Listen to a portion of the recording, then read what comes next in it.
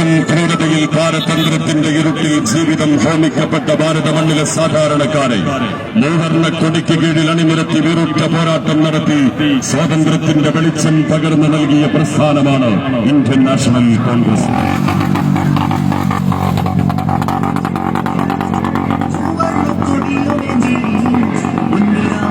India മഹാരാജ്യത്തിന്റെ ചരിത്ര നാൾവഴികളിലൊക്കെയും സുവർണ ലിപികളാൽ കോറിയിട്ട ഒരേ ഒരു നാമം ഇന്ത്യൻ നാഷണൽ കോൺഗ്രസ്.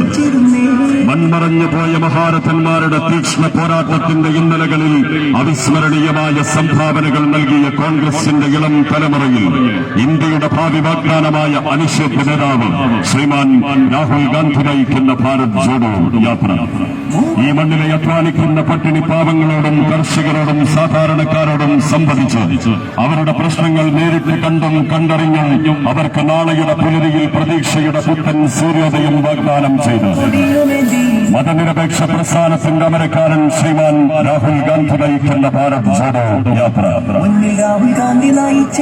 കോർപ്പറേറ്റുകൾക്ക് ദാസ്യവേല ചെയ്തും മനുഷ്യരെ ഭിന്നിപ്പിച്ചും ഇന്ത്യയുടെ ഖണ്ഡതയ്ക്ക് ആഴത്തിൽ മുറിവേൽപ്പിച്ചും അധികാരത്തിന്റെ ഇന്ദ്രപ്രസ്ഥത്തിൽ വിരാജിക്കുന്ന ഭരണകൂടത്തിനെതിരെ ശക്തമായ പ്രതിരോധം തീർത്തുകൊണ്ട് ഇന്ത്യൻ തിരുവോരങ്ങളെ ത്രസിപ്പിച്ച് മൂവർണ്ണ കടലാക്കി വരികയാണ് നവഭാരതത്തിന്റെ നായകൻ.